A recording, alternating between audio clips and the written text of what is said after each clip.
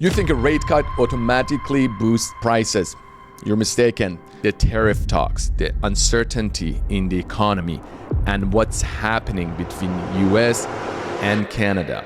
What's going on in GTA? Interest rates rise, prices drop. When can we expect the prices to go up? What is really happening in Toronto's real estate market? Number of sales this year is also about 8% below last year's sales. So what's really causing the slowdown in the market? The average prices are very close and you would probably get more of the property. Three numbers you need to look at. What really matters? You think a rate cut automatically boosts prices. You're mistaken. We just had a rate cut and nothing has happened so far. Guys, welcome to Reality Check, where we discuss what's happening in Toronto's real estate market, where it's going, and help you make informed decision buying and selling. So, what's really going on in Toronto's real estate market? We just had a rate cut, and I'm hearing it that a lot of people are saying, oh my God, prices are gonna go up. A lot of agents are pushing clients to buy properties, and do they really need to be acting this fast? And are the prices actually going to be rising? Let's look into it. First of all, we had just over 6,100 sales in the month of October, which I've heard a few places that people said, oh, this was the highest number of sales recorded in 2025. Well, it was not.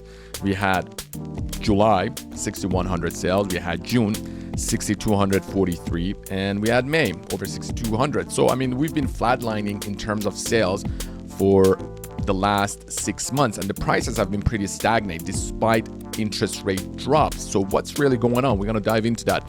But before we get there, I want to go into all the numbers so that we see exactly what's going on. So we had just over 6,100 sales.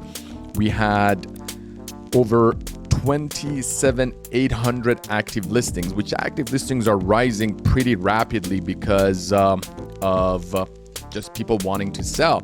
And we're going to also take a look at a chart because that really tells the full story. So the chart here that I have is the 5-year chart, 2021 all the way to 2025. October's, we're comparing it. If you recall, 2021 October was a frenzy. People were like buying homes as if there's no tomorrow. We had active listing of just over 7,700. What has led to the prices coming down is the picture we see here. This step-by-step increase in the number of homes for sale. 2022 we went over 13,000. 2023 we went over 19,000. 2024 we were over 23,000, and right now we're at a record high of 27,000 homes for the month of October. So what does that really mean? Well, when you have over 6,000 number of homes sold, over 2,700 homes up for sale, you get a months of inventory of 4.53, which is a balanced market. And in a balanced market, you won't see upward pressure on prices. What we see here is exactly what we just talked about. In September, we had an average price of $1,059,000. We're roughly at around $1,054,000. So as long as we're hovering around 4 to 6 months of inventory, we're probably going to be seeing flatline prices. Nothing is drastic is going to happen. Days on the market, 31 days, so roughly takes you about a month if you're priced correctly to sell.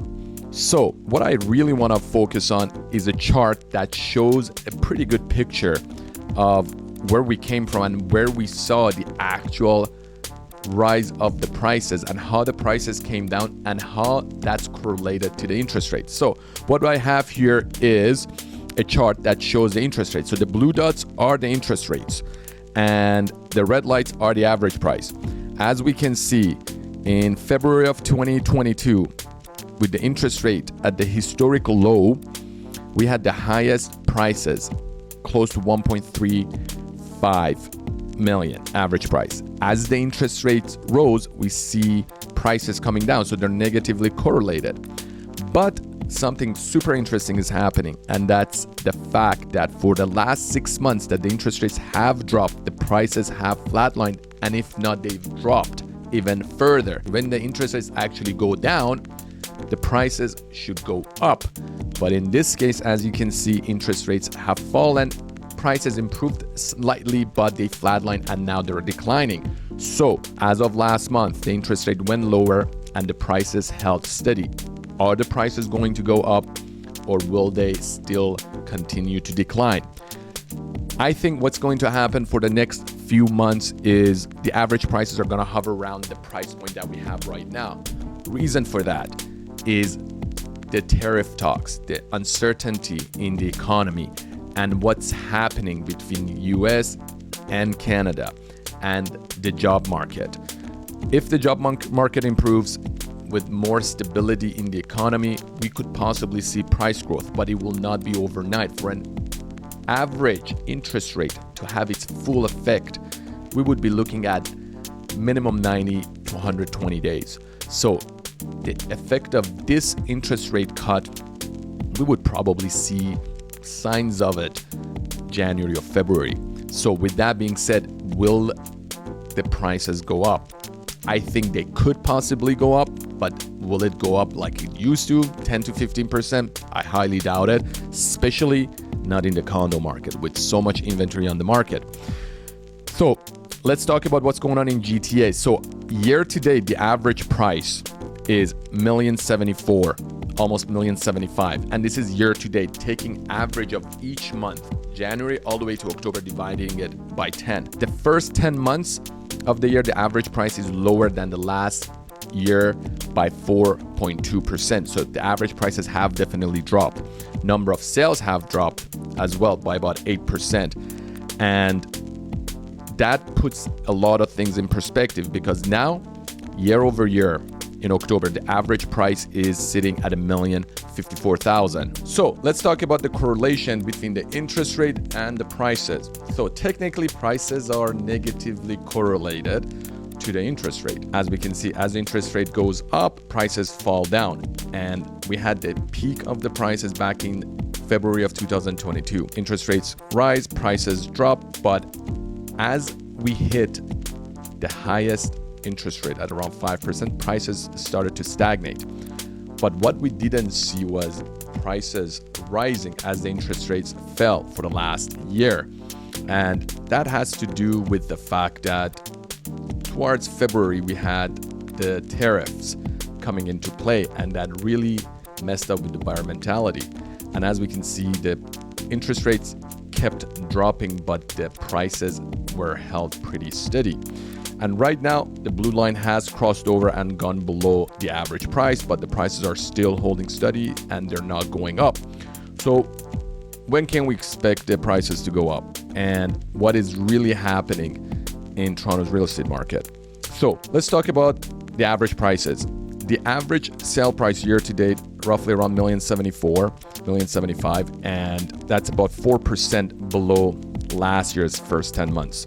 But the average price in October was $1,054,000, 7% less than last year. And number of sales this year is also about 8% below last year's sales. So less number of transactions. So not a lot of people are moving. But with that being said, what's really causing the slowdown in the market? Well, it's the uncertainty in the economy. And number two is the job numbers. The job numbers haven't been as strong as what people had hoped. A lot of businesses are getting affected by the tariffs, and that has led to people holding back upgrading homes unless there's a necessity. And that necessity is if someone actually needs more space because they got more kids, someone actually needing to downsize because of health issues, or because of debt someone needs to sell. And majority of these sales that are happening these days is due to some of these main factors. So with that being said, what are the average prices in different segments of the market? Because each segment is acting very differently. So let's start off with the detached market in Toronto. The average price is sitting at around $1,619,000. Semi-detached is sitting at around $1,219,000. And if you recall, in one of my last episodes, I mentioned that the average price of a semi was at $1,131,000. So if someone looking to upgrade from a town or a condo, that would have been a perfect time. Still is a great time because the average price of a semi at the peak of the market was sitting at around 1.5 million. So we're still far away from there, but this creates a good opportunity for people moving up. So in a down market like this, anytime anyone wants to upgrade, they tend to be getting a much better deal. The townhomes are sitting at around 890,000, and average price of a condo slightly improved to about 700,000. That's for Toronto proper. Talking about the York region, so the York region detached is sitting at around 1,532,000, semi-detached 1,028,000, and funny enough, townhomes are actually more expensive right now than semi-detached. So these are what really matters when you're looking at numbers. I mean, if someone is looking to be purchasing or upgrading from a condo to a town or a semi, now would be the time to do the semi, because as you can see, the average prices are very close and you would probably get more of a property with a semi-detached. And the condo market in York region is seeing one of their lowest prices by far at 618,000. I haven't seen a price that low for a long time. I mean, I'm just looking right now, going back to 2022.